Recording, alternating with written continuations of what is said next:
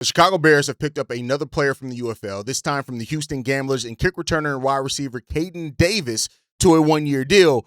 Does he have a chance of making the roster for his special teams that already reportedly has been pretty strengthened this season? We'll talk a little bit about what Kaden Davis could bring to the Chicago Bears. We're also going to talk about the upside of Colston Loveland and how more and more people are starting to recognize that this guy not only is going to have a breakout season, but could become one of the best tight ends in the game of football. We're also going to talk about Caleb Williams and what is the game-changing advice that he got that changed the way that he's preparing for the 2026 season. We're going to talk about all that, plus why Bears fans need to give up on somebody coming in to save this pass rush. All that plus more right after this.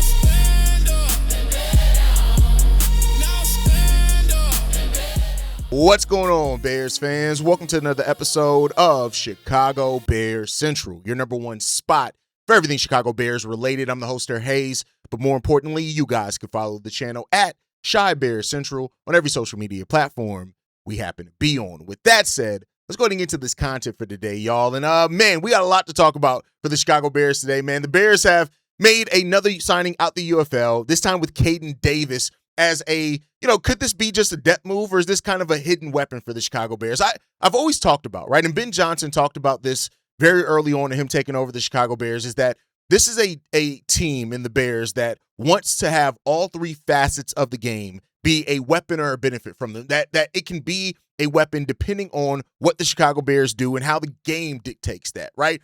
And so the Bears signing another wide receiver slash kick returner in Kaden Davis to a one-year deal, I don't want to overhype it, right? Like more than like the most likely thing, much like the other signing with Tony Fields III, is that this is most likely a camp body. This is most likely a body to bring in some pressure to training camp and maybe somebody that maybe stays around on the practice squad or something like that. But the most likely scenario is that this guy probably isn't going to amount to much. It may not even make the final 53-man roster. But what we are getting in Kaden Davis, 6'1", 193 pounds as well. This is a guy that played 2 seasons with the Cleveland Browns, only 3 games played over that career as well. 1 game played in 2024, 2 games played in 2025, but no real stats there at all, whether on returning, special teams, none of that, right? He hasn't really done much. So I think when you look at it, he did return 3 kickoffs in 2024 for 107 yards and 1 in 2025 for 28 yards. So this is probably just a normal depth signing for the Chicago Bears with not much to do about nothing there, right?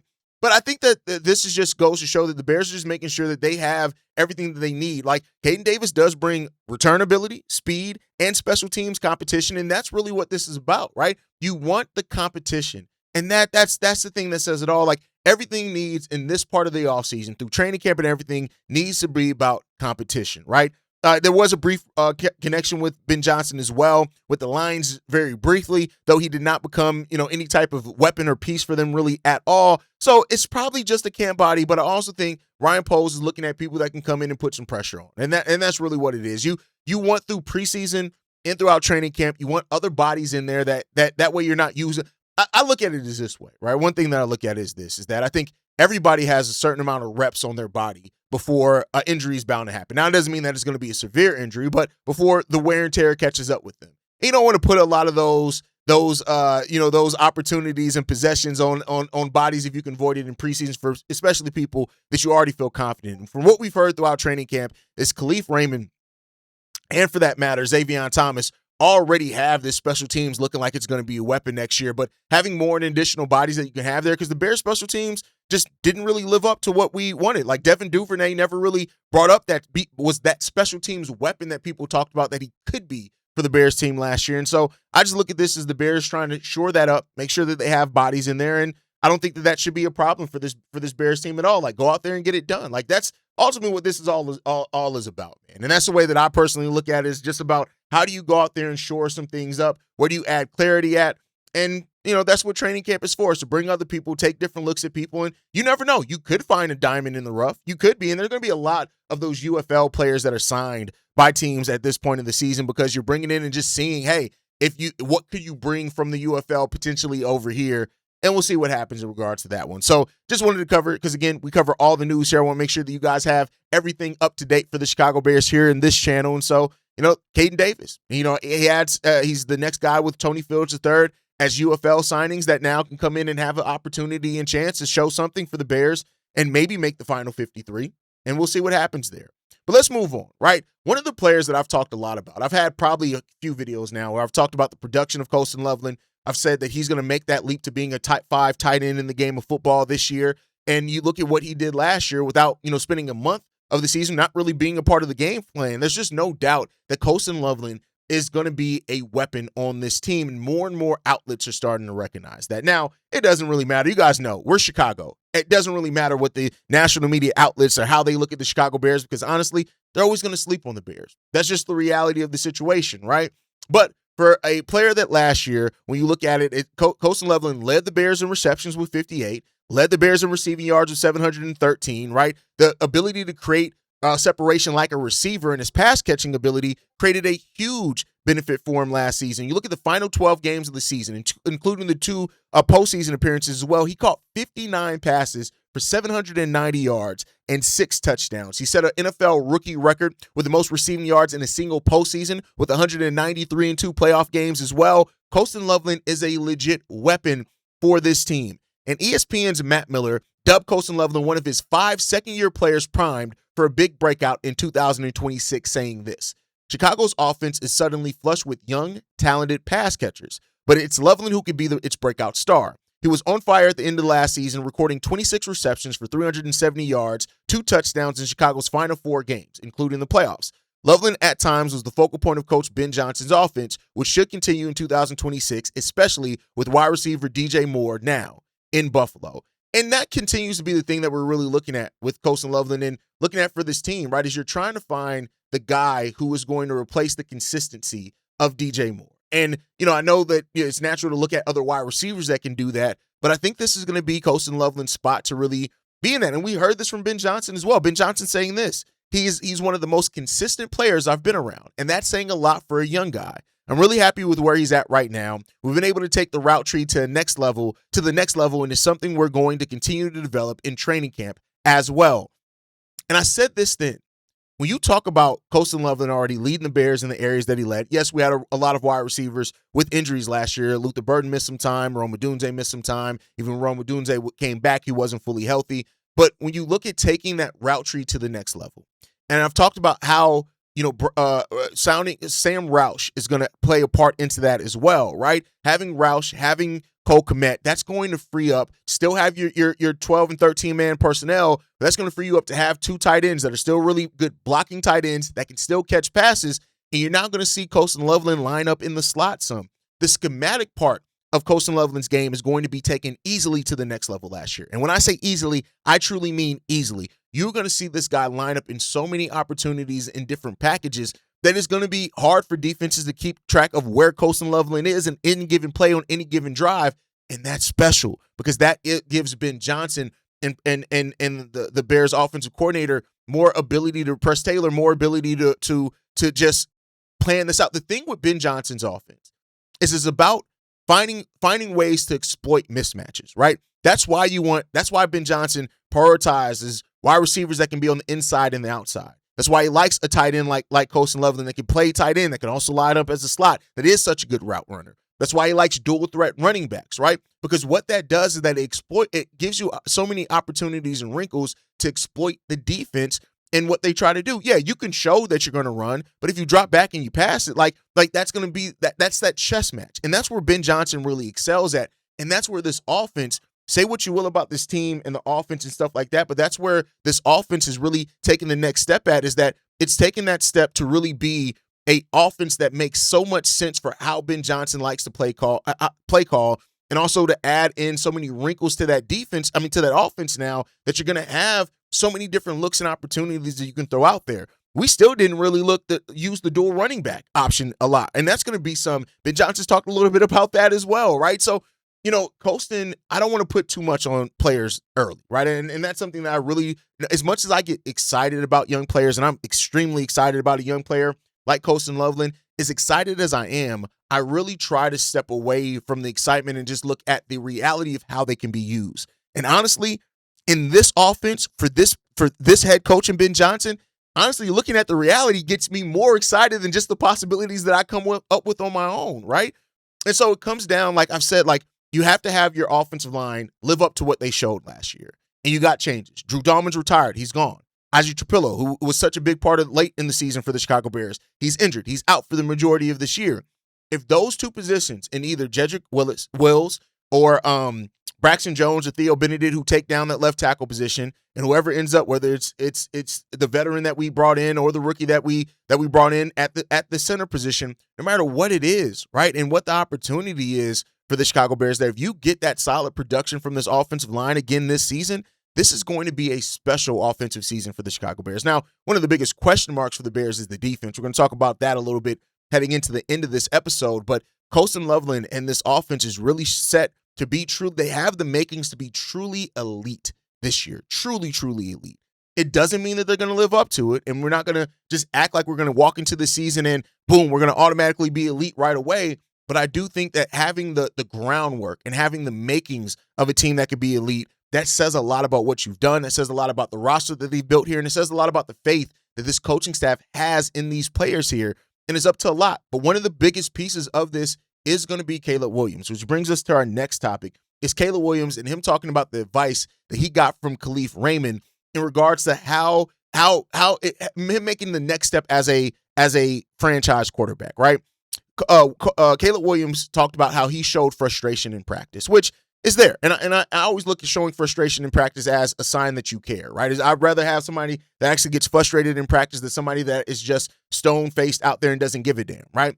But he talked about Khalif Raymond pulling him aside and telling him, everybody's looking at you. And Caleb Williams talked about how that moment helped him kind of just think about the importance of it. And keep in mind, Caleb Williams is one of the players that when Ben Johnson and his coaching staff came in last year, they did talk about the body language and the importance of that body language. And I think for this team to take that next step offensively, we can talk about the completion percentage. We can talk about all of that. But I think that you need your quarterback to be calm. You need when your quarterback steps into that huddle and commands that huddle and has that control over that offense, you need to trust that message is going to come from somebody who's looking at this from a cerebral standpoint, right? And Caleb talked about how his energy is going to set the tone for this offense. And, it's easy to look at and say, well, wide receivers don't drop the ball. Caleb Williams takes the gimmies. But some of the things that matter, some of the things that do come down to the body language and stuff like that.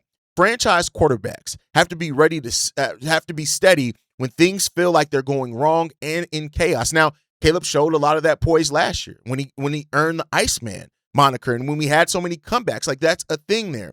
Part of this development for Caleb Williams isn't just completion percentage. It isn't just getting to 4,000 yards. It isn't just getting to 30 touchdowns. It's maturing mentally, and how that maturity brings a level of calmness not only for Caleb Williams, but also for the players around Caleb. Everybody's going to feed off what Caleb Williams brings to this team, right? And that's a great thing. And I think that when you see Caleb Williams talking about a message that a veteran and that resonated with him, it means a lot.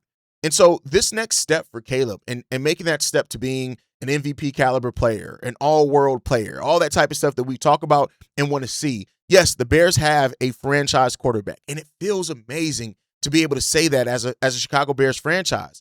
But Caleb Williams has to be conscious of every day to stay steady in that locker room and to be fired up when needed. Like you have to also be willing to realize when it's time to tear into a player, right? And do it respectfully. And have those moments, right? Like, it's so much that goes into a winning culture in a football field. And it's not just about the highlight plays. Like, that's great, but I think the highlight plays are a result of having those other things those other things set up for the Chicago Bears. And Caleb becomes such a big part of that, right?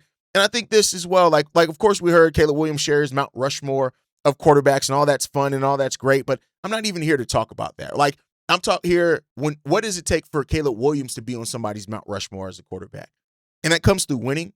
That, of course, winning is the end-all, be-all when it comes to quarterbacks. I've said it many times. The saying that I have is quarterbacks get a unjust amount of the acclaim and the blame, depending on what happens with a team. That's just the reality of playing quarterback at the NFL level. But the first season of Caleb Williams was proof that the talent was there. The second season of Caleb Williams was proof to show with a real offense, a real play caller, a real coach, that Caleb Williams is truly special. Year 3 for Caleb Williams, that it's about taking that another step further. When you look at what increased from him last year, he went last year from averaging his first year averaging 6.3 yards per throw to 6.9, right? Not a huge leap, but a step in the right direction. Went from 20 touchdowns to 27 touchdowns, while only rising his interceptions up by 1 from 6 to 7 in regards to that. His QB rating went up from 87.8 to 90. Of course, the completion percentage are things that people are going to point to and all that type of stuff, but Caleb Williams made a lot out of what he had. And a lot of that was coming back late in games. Now, this season has to be about doing it more consistently, having an offense that is more consistent of a threat and more functionality with your offense. And a lot of that comes down to Caleb Williams. And so we'll see what Caleb's capable of this season, but I'm glad to hear that, that the veteran in Khalif Raymond, that Leaf, that's what they call him, is having impact on Caleb early. And that's a sign, too, of somebody that really wants to be great. You can learn anything from anybody. It doesn't really just need to be about only being able to learn from somebody who's another great, right? You can learn something from any and everyone. And I think Caleb Williams, we're already seeing the growth in his leadership. When you talk about Caleb Williams and even how he's hyping up Xavier Thomas, for example, right? Like Caleb said this in regards to Xavier Thomas. When he came in for practice, he was frustrated at himself, and it's important to still encourage him. When he's out there making plays, when he's got the ball in his hand and doing the right things, he's pretty special. I'm really excited. If he can get the offense down and he can do his part, I think he will really be special for us years on out. Like, you know what that means for a young player that was drafted as a gadget player to have your quarterback to be able to give you that vote of confidence early on? That's Caleb Williams using his leadership and understanding how his leadership can have an impact in the confidence of players and then how that helps this team go forward. That's what this is about. And Caleb is making, I think, that next step as far as growth as a man, growth as a leader. And that's why, like last year when ECH Bears fan, and y'all shout out to that if you remember that roast, your OG. When I roasted him because of the dumb shit that he was saying about Caleb and not being able to lead man and all that type of stuff, like we're seeing it. We're seeing it. And that's just really what it comes down to. So let's see how it continues to grow and develop for the Chicago Bears. But I want to get off on this last topic, right? No one is coming to save the Chicago Bears pass rush. Bears fans need to understand. Again, I'm not saying you have to blindly agree, but I think Bears fans need to come to the realization that Ryan Poles has made a gamble on this pass rush. And I'm using gamble. I know some people are going to take issue with me using the word gamble. People take issue with if you don't say what they want to hear. It is what it is, right? But Ryan Poles is betting on players like Austin Booker to take a step. He's betting on players like Shamar Turner, who injured his ACL. He's betting on players like Javon Dexter continuing to make a step. He's betting on players like Jordan Vandenberg to be able to come in here and help the team. He's betting on a player like Montez Sweat to build off the 10-sack season that he had last year, right? AJ Impencia, Cameron Jordan are off the board. It's perfectly fine. Every time a veteran pass rusher goes and signs to another team, the meltdown and the spiral that we see from Bears fans, it has to stop. We knew what the Bears were doing when they signaled it, when they went throughout free agency and the draft without signing a big-time edge or drafting one. It was a gamble for the Bears. Now, is it dangerous? Sure. There's some time in that, but I already talked to you guys. This is why Austin Booker and Dayo Odeyingbo are under pressure this year, right? This team has put pressure on its players, but I tell you what does pressure do? Either makes diamonds or bursts pipes. And then now I'll say this. If we see that the pressure that's put on these players does not work this season, and then Ryan Poles goes and punts another offseason next year and doesn't bring in a big-time edge, okay, then be frustrated again. But I think we need to realize this is what this team is. Everybody, from the players to the coaching staff to Ryan Poles, has all said the same thing. They believe in the guys on this roster. And so while I'm not saying that just because they believe in it, that Bears fans, again, need to blindly believe themselves, but I do think you need to come to a realization. Understandance and agreeance are two very different things. You don't have to agree with the gamble that the Bears made to understand that this is what the Bears are doing and take the wait and see approach. What have I said before? I've said there are a lot of players on this team that are in show me. It's a show me season for a lot of these players. But I also think, like when you look at the fact that the secondary wasn't completely healthy, we revamped our linebacking core as well. Like, there are a lot of things that are going into this team that are all going to play a part, hopefully, in this defense making the necessary step forward. But betting on Austin Booker, who had 4.5 sacks last year after being injured for the first 2 months of the year and still was on pace, had he played all to have 9.5 sacks, that's not a bad gamble. I get it. It's not as easily tangible as what a lot of Bears fans wanted. Hell, we talked about all the options that the Bears could have done in free agency and in this offseason to add another edge rusher, but they are betting on their guys. And with the contract extensions coming up for Darnell Wright, Caleb Williams for sure, we'll see what happens with some of the other guys. This is the gamble that the Bears decided to take. No one is coming to save the Bears pass rush. They're going to have to save themselves this year. And that's just the reality of it, and that's okay. And if it does not work out, it doesn't mean that the Bears still can't have a great season. It doesn't mean that. But then it puts more pressure on Ryan Poles like he kept punting on the offensive line. Eventually, you got to do something, right? And so now let's see what happens this year. I'll tell you what, Shamar Turner, Austin Booker, I'm excited to see what these guys can bring. I'm excited to see if Javon Dexter can be more consistent, at least as a pass rusher, even if it's not in the run defensive part of the game next year. I'm excited to see what these guys can bring. This defense still has a chance to be really exciting and more functional than what it did last year. But some people acting like it's all for naught or just all over, that the Bears didn't, or they're missing out on some of these guys. It's not. Calm down. It's okay. And we're going to see what this season brings.